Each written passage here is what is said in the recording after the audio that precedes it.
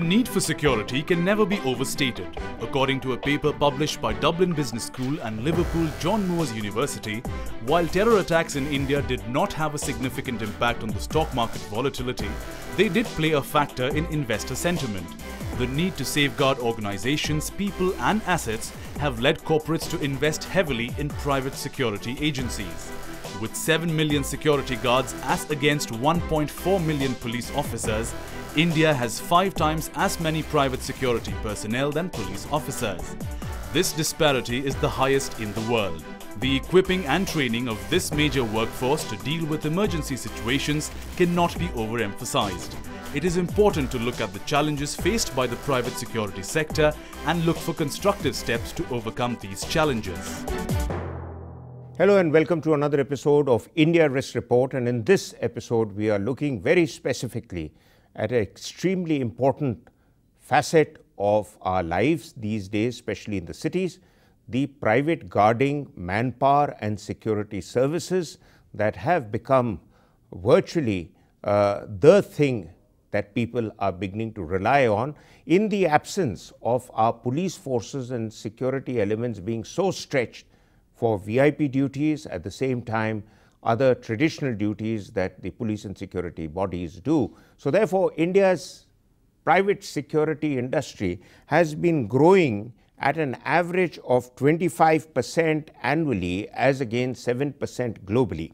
And the reason for this is that more and more companies and individuals and high net value businessmen are resorting to private security cover since the police and security forces are stretched, taking on various other responsibilities. And we have with us two hands-on experts who understand the subject and who are deeply involved with it. We have Major Raza, who is now a very big name in the private security industry business and continues to have a very strong footprint, particularly in North India in the private security industry business, but is in other areas also.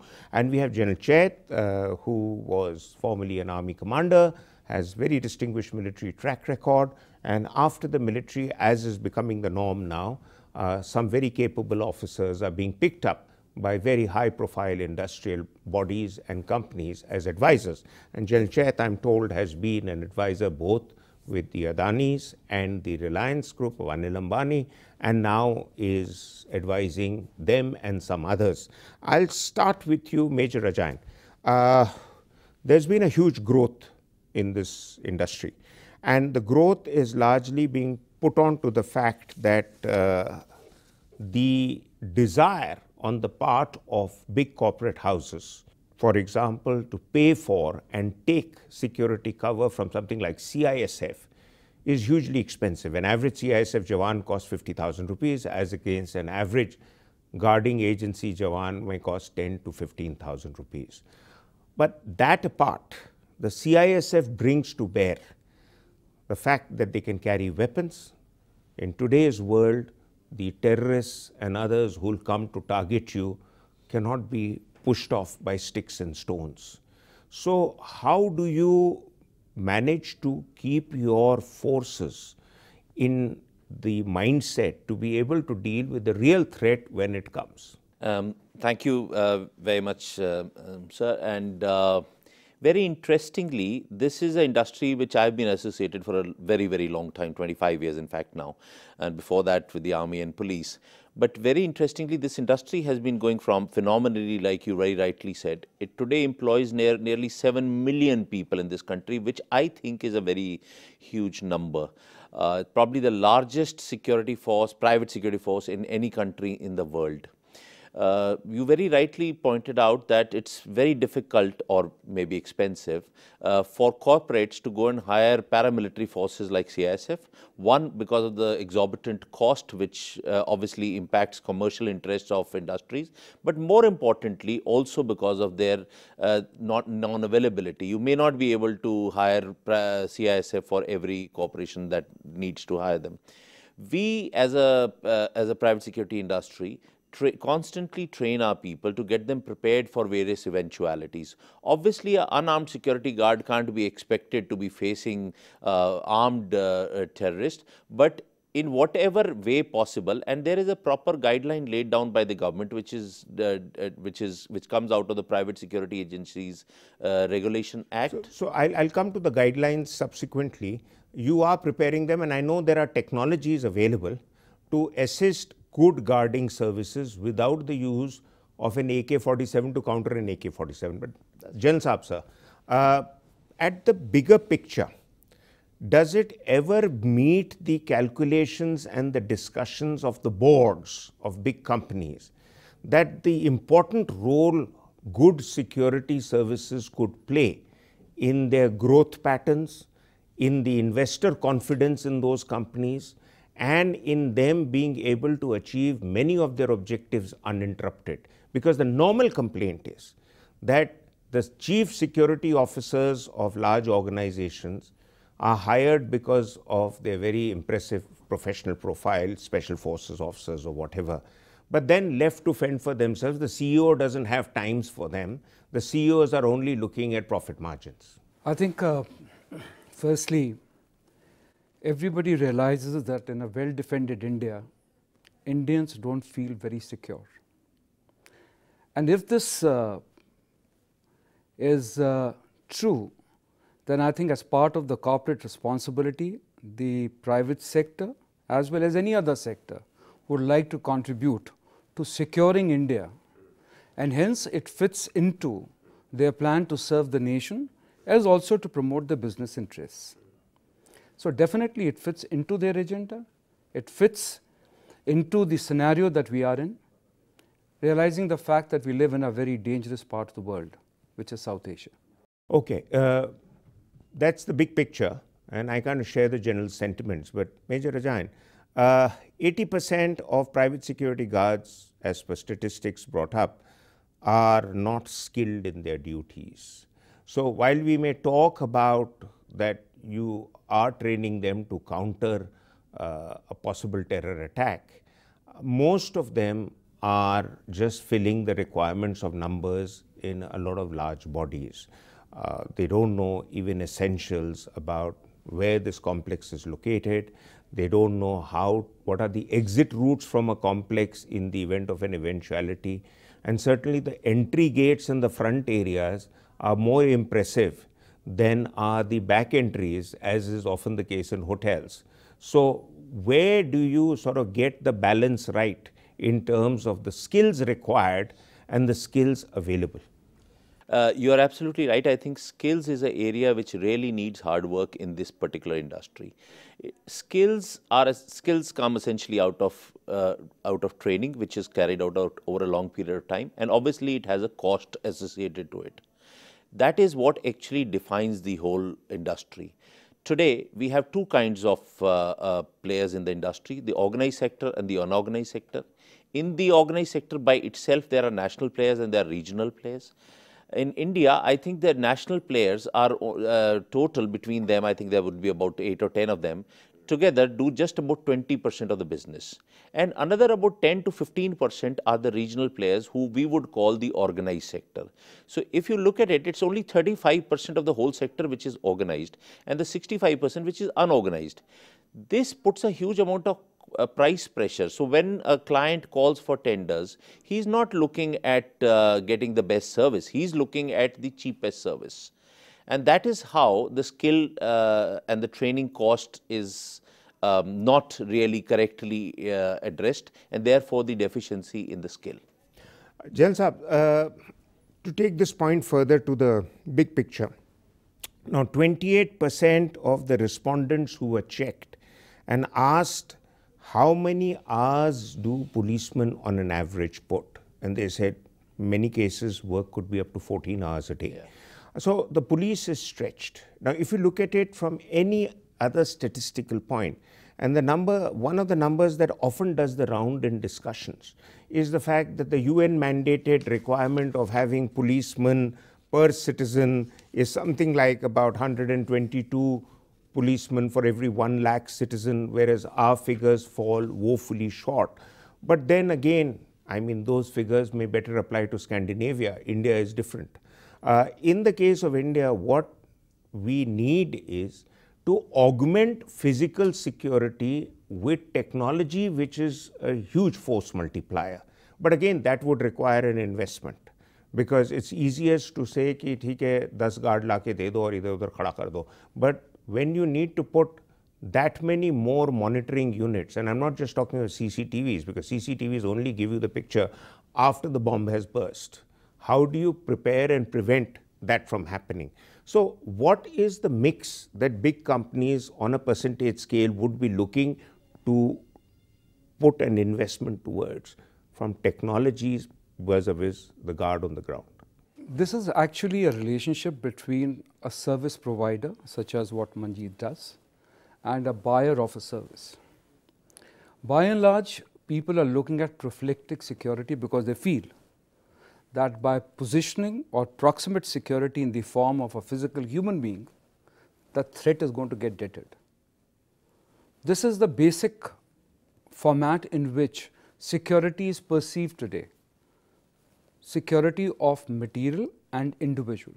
But security has gone much beyond all this, as threats have started to bypass the physical frontiers or the boundaries in which the security is to be managed.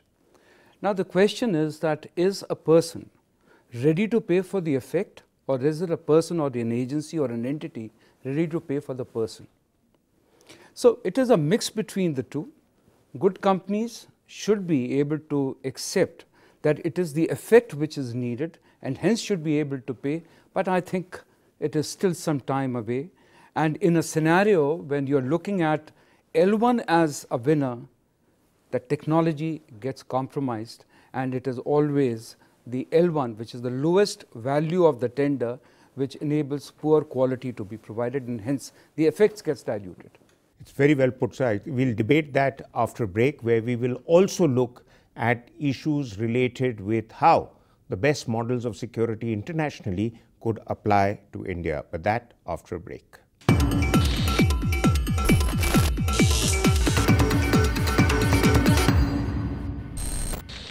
Welcome back. We continue to have our two experts looking at the private guarding security scenario in India and the booming private security industry and its implications for India's economy.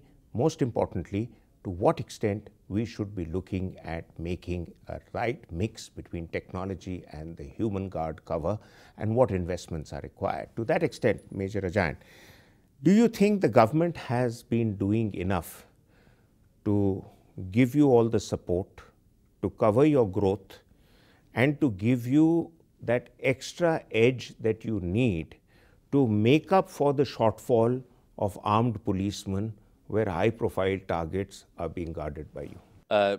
Unfortunately, no, not so far. This industry is seriously stressed.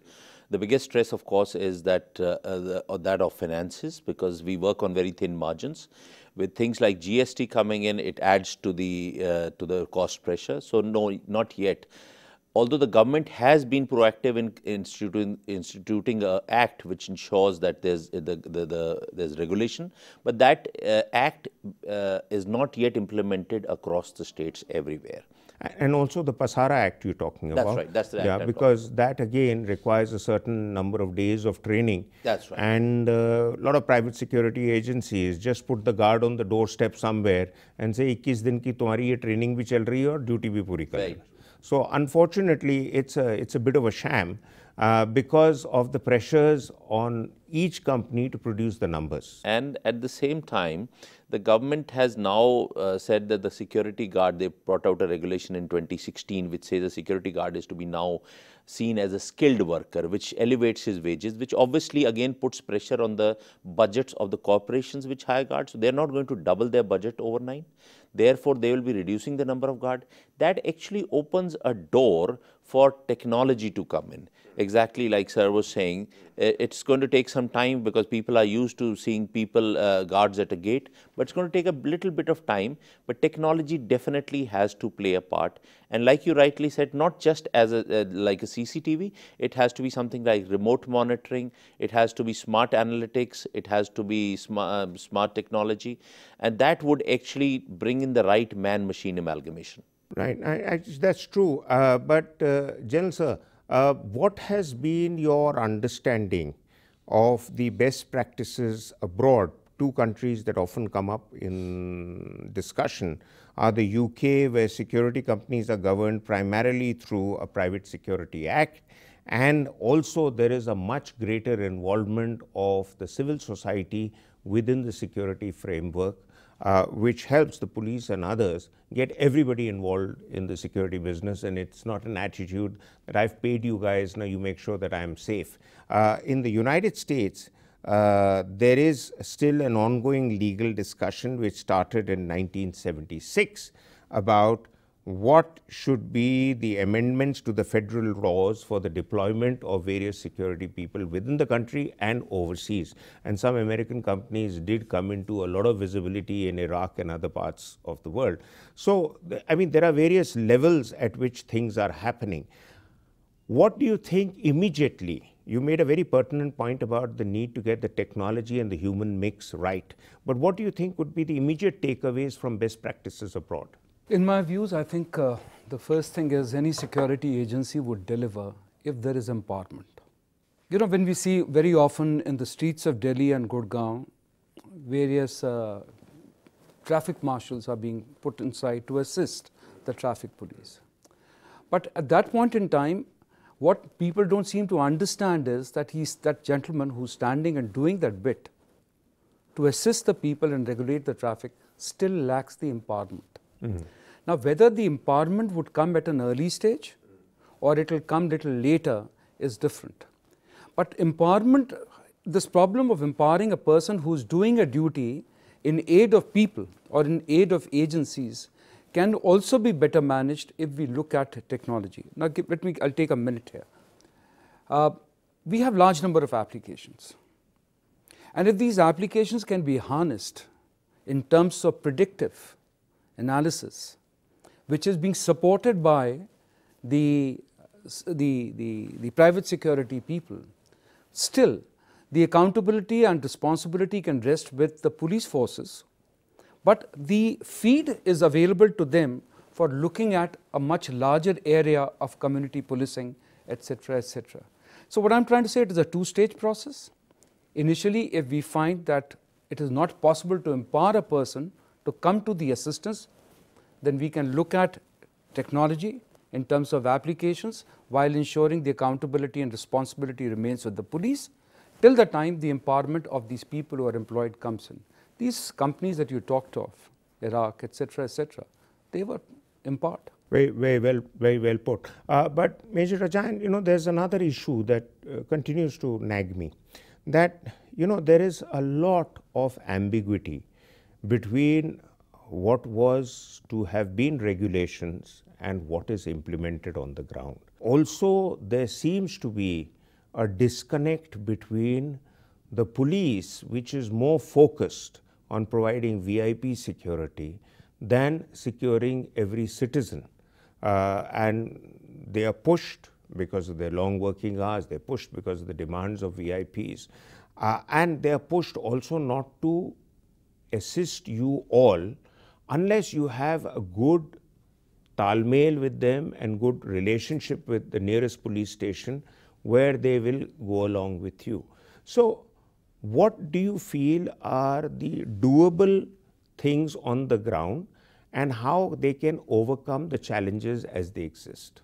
So I'll take it on from where General Chet just pointed out. empowerment, and what happens in countries overseas. So I don't know much about US as yet, but in UK, similar to US, there has been a debate going on what the private security agencies can do or cannot. And though we passed our Private Security Agencies Regulation Act in 2005, they only got it together in 2001, which is just 4 years before us, despite being a very old and mature. And also, let me remind you that 2005, the draft that was put together didn't factor in a 2611 type scenario, which happened after 2005. Right. So the dynamics and the whole matrix has changed. Yeah, I think the act that we put together is a more bureaucratic attempt, and it should have the involvement of the industry. One part of it is that law and order is a state subject, and this law is by the central government. So unless every state then sets up its own guidelines, own rules, sets up a regulator, this is always going to remain a challenge. More importantly, if you have to have a director who has to be certified for a particular place, the police verification has to be done for every state separately. So it's actually become a very cumbersome act. I think there is some proactivity in the government now to change it to some extent, and we shall wait to see what happens. But what happens in a country like UK, the agencies are rated. So there is a platinum rating, which means when this private security agency, which is monitoring something through a control room or through proactive intelligence, calls upon the police is then duty bound to react. It has to answer that call if you are a platinum rated company. Similar to this, in Singapore, if you see, companies are rated A, B, and C. We own a security company there, which is graded. Now, the top 3 security agencies in Singapore are called auxiliary police force, and the government can call upon them to act as supplementary police forces, and they do. So they do a lot of that kind of work for the government. They guard they guard the police stations for the police. They guard jails. They run jails, in fact. Something like a territorial army in the case of war. That's right. Okay, I'll just Can I just come into this, this point which was raised now, and what was stated earlier with regards to the incentivization that the government is putting in. One of the areas which is not very well discussed and analyzed is the support that the government has provided to the synergistic sector of coastal and inland security. It is a part mandated, it is a part of the offset discharge regime. And if we look at this offset discharge regime, it can enable better technology to come in, it can enable skills to come in and help create that empowerment after a skilled force or a skilled person is available to assist the paramilitary or the police forces. So there can be a good option which is available, which is existing as per law study. Yeah, and therefore the last comment in terms of offset discharge, in terms of technology, we hear a lot of talk about offsets, but in reality nothing has happened on the ground. What is a realistic timeline when offsets will really come into play and provide us made in India, globally oriented technology available for security of people and our businesses? Your observation is very valid. The problems were more in terms of implementation of the offset regime. But I'm very certain that the present government, with the new policy which they are come out with, the draft at the moment is on the website, 3rd of May, and they are looking at directed offsets.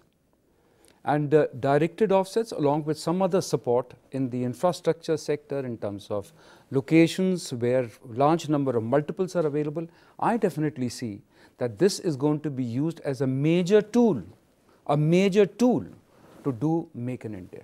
Well, on that happy and optimistic note, despite the subject being an extremely important one, we have to say thank you to you both. We'll be back next week with another episode. Until then, goodbye.